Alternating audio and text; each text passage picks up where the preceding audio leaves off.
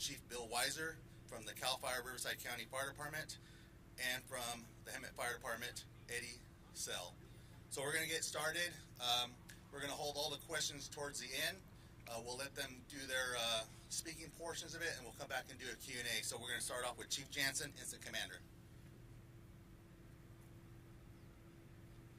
Good morning, everybody. My name is Josh Jansen. I was assigned as the initial incident commander and worked through the night as the incident commander. So yesterday afternoon, we had a fire start near Batista and Fairview, titled that incident the Fairview Incident. We had a rapidly expanding incident upon the arrival of the first due engine company. This fire was moving in an opposite direction that it would normally do on a typical day this time of year. So instead of a diurnal southwest wind, it was actually coming out of the east and pushed that fire to the west down Avery Canyon. That fire burned rapidly through Avery Canyon, injuring one civilian and unfortunately taking the lives of 2 additional civilians in that canyon. We grew the incident rapidly through the incident command structure and quickly made the determination that we would need to order the Riverside County Fire All Hazard Incident Management Team. That's a Type 3 incident management team in which I am one of the incident commanders as well. We were very successful on obtaining the resources needed to provide suppression efforts on the fire. We have worked continuously through the evening, putting in control lines and suppressive efforts for perimeter control, structure defense, and life safety measures. Right now, we have been successful in obtaining our requested resources for today's day shift, and those resources will be coming in this morning for a 0700 operational briefing. No critical resource needs have been outstanding. We have fills on all. Good morning. On behalf of Sheriff Chad Bianco, we want to extend our deepest condolences to the family members of those that were lost in the fire and the member that is still surviving but injured. We are extremely grateful for the efforts of CAL FIRE and the other fire personnel that are here on scene, as well as the medical personnel that are assisting those that need medical attention. We want you to know that we are in unified command with many agencies, first and foremost CAL FIRE, who we are working extremely closely with for evacuations in the area. The current grid of evacuations is south of Stetson, north of Cactus Valley Road, west of Bautista Canyon, and east of State Street. Those will remain with hard evacuation orders in place. There are also additional road closures that are being assisted by our agency as well as the California Highway Patrol and Hemet Police Department, and we are working in unified command with all of those.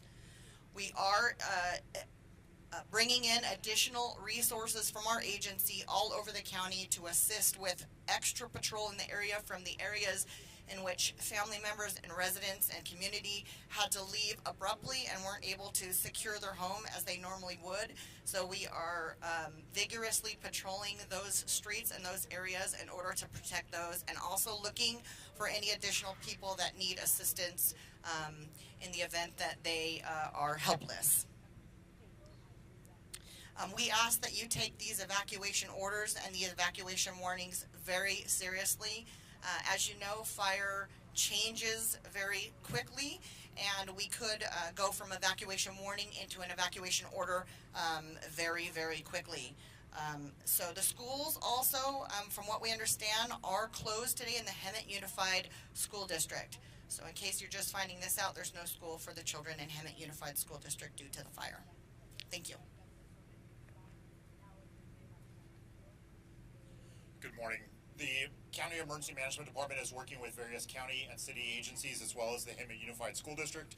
We are supporting the incident and an unrelated weather-caused power outage in the city of Hemet. The evacuation center has been established. It is at Tockwitz High School. The address is 4425 Titan Trail in the city of Hemet. Evacuees can bring their small animals to that location, and the county animal services department will assist them with those small animals. As Sergeant Swan mentioned, all schools within the Hemet Unified School District are closed for the day. The school district will be communicating with their families and students and advising them of any updates to that school closure.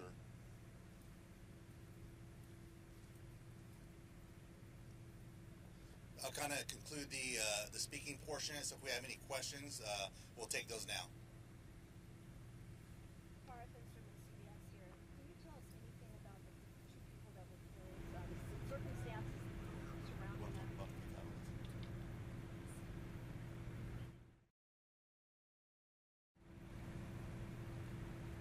So the question was asked about some details on the 2 fatalities, and it appears right now that those individuals were attempting to flee the area and were overcome by the fire that made the run through the canyon mentioned previously. And is the third person that was burned, were they with them, or was that a separate incident? They were in the same area, unknown right now if they were related or from the same household. Were there any other injuries other than this third person that was burned that you were dealing with right now? Just the 3 injuries right now are what we're aware of.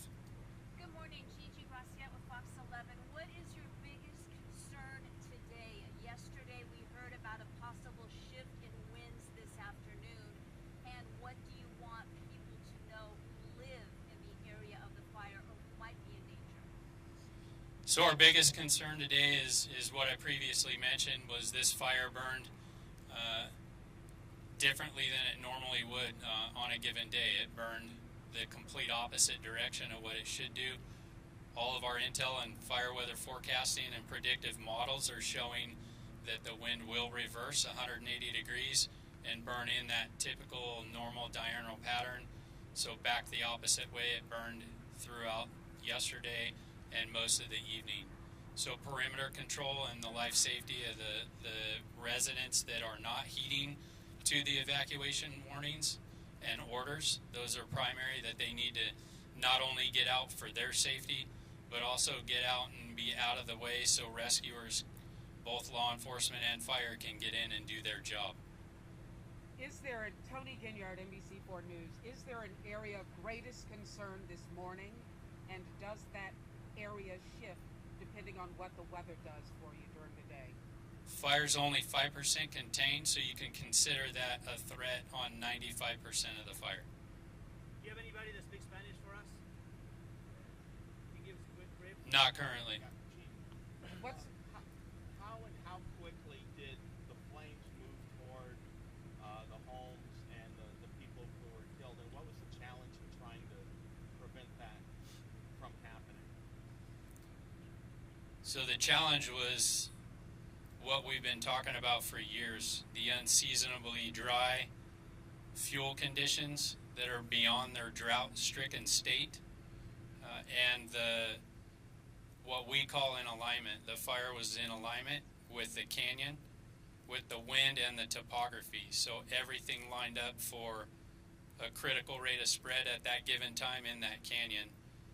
And then that, coupled with the drought-stricken fuels, their dry nature in that canyon in alignment, is what allowed that fire to rapidly expand and overcome some of the citizens. So it just moved too fast, right?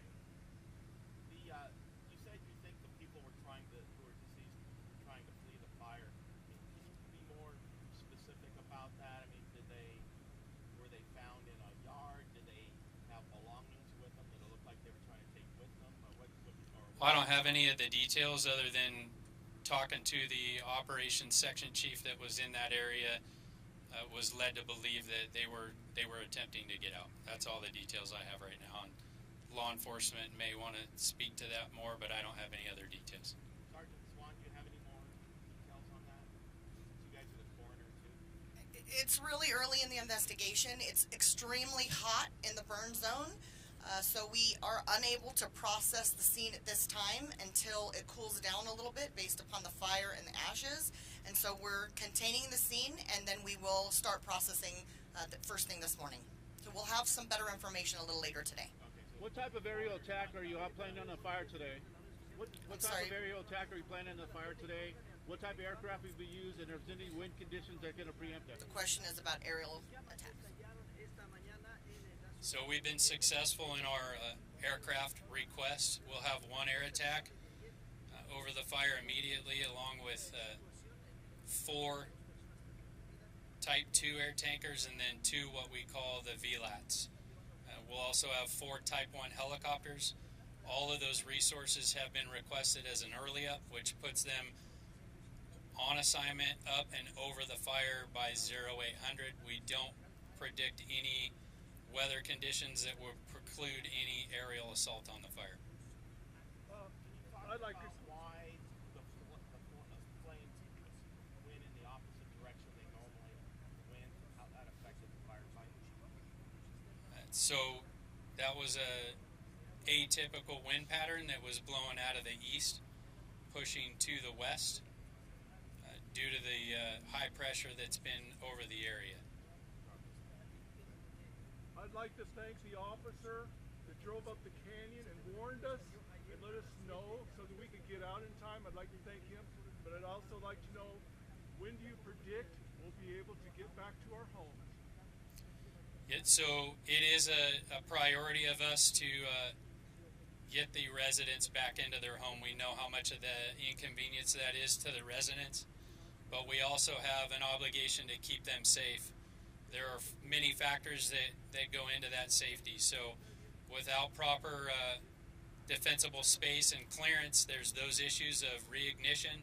Certainly with the change in the wind and moving that back through that system, there's also power grid issues with potential charged lines, power lines that are in the area, drought-stricken trees, fire-damaged trees.